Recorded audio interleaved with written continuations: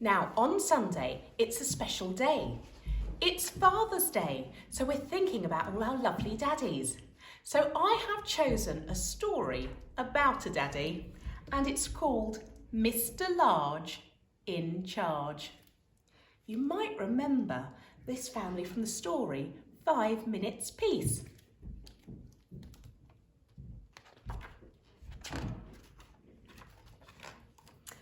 Mrs. Large opened one eye and peered out at the morning.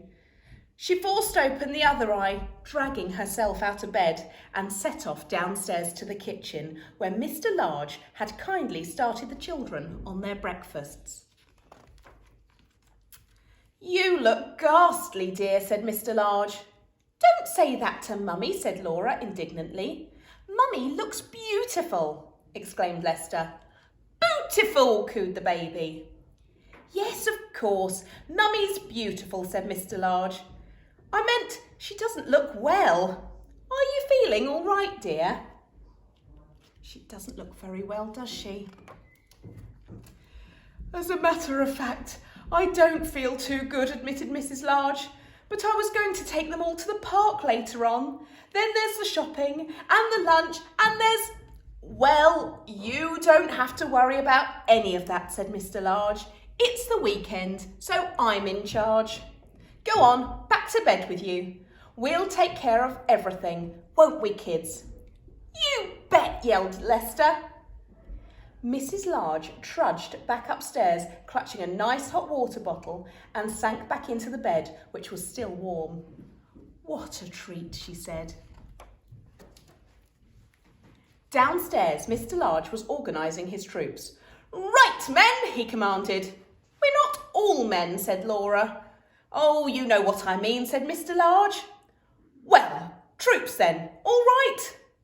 I'll take the worst task, that's the washing up. Lester, you can tackle the hoovering.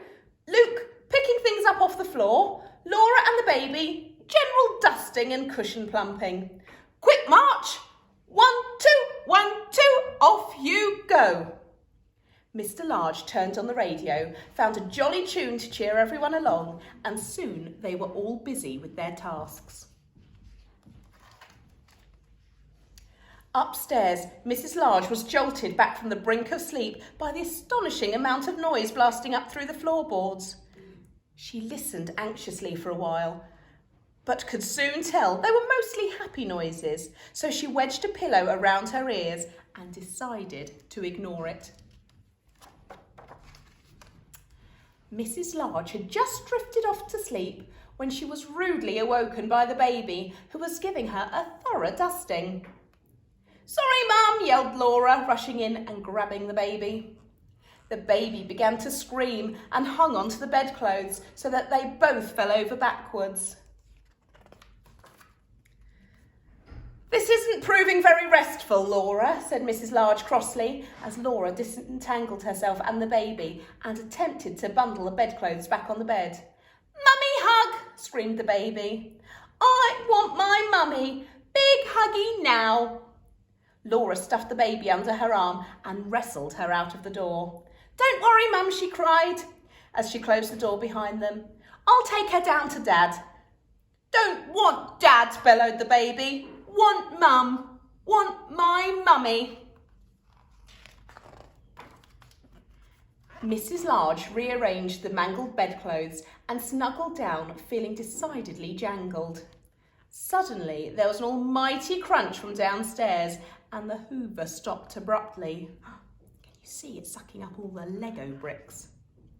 The bedroom door opened and Lester looked in. "It's all right, Mum," he reassured. "Nothing broke, it just sounded bad." Luke's head appeared round Lester's knees. "That's right, Mum," he agreed. "Nothing to worry about. You just go back to sleep. Everything's under control." Mrs. Large was finally dropping off when Mr. Large crashed open the bedroom door. "We're all off to the park now, dear," he announced. "We'll get the shopping on the way home. Then we can bring you up a nice lunch." "Thank you, dear," said Mrs. Large. "I'm having a lovely rest."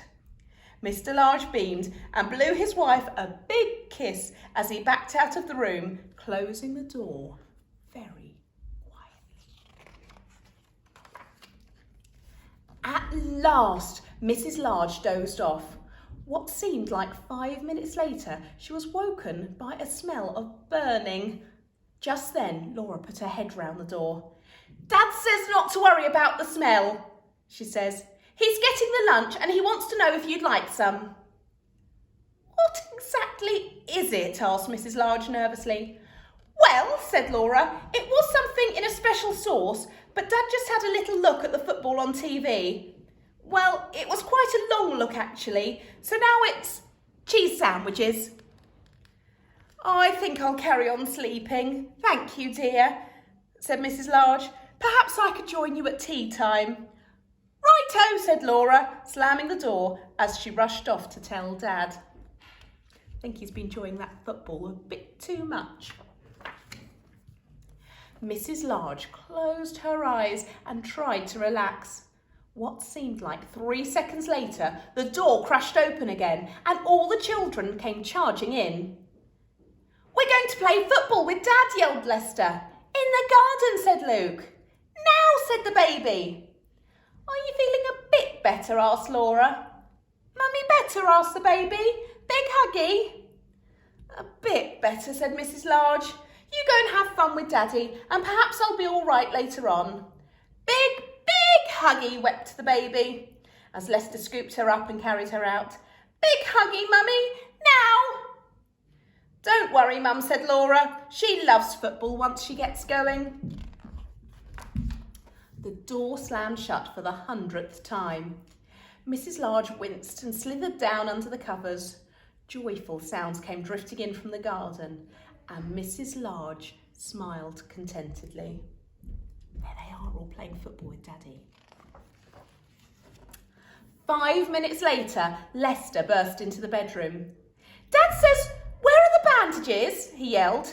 "Don't worry, Mum, it's not the baby. Dad tripped over the rake." "Oh, they're on top of the bathroom cabinet," said Mrs. Large weakly. After a while, the door opened again and Mr. Large came in carrying a tray laden with tea and cakes. The children sneaked in behind him and lurked. The baby didn't lurk for long. She climbed grimly onto the bed and clasped her mother round the neck. "Big huggy," she crooned.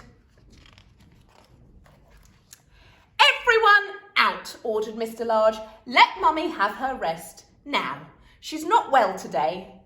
Mrs. Large heaved herself into a sitting position and patted the covers. "That's all right, dear," she said. "I've had a very restful day and I'm feeling much better now. Why don't you all join me for tea?" "Well, if you're sure," said Mr. Large, and everyone piled onto the bed to tell Mrs. Large about the day she'd missed. The end. And look, everybody's asleep except for Mrs. Large. I hope you enjoyed that story, Mr. Large in Charge by Jill Murphy.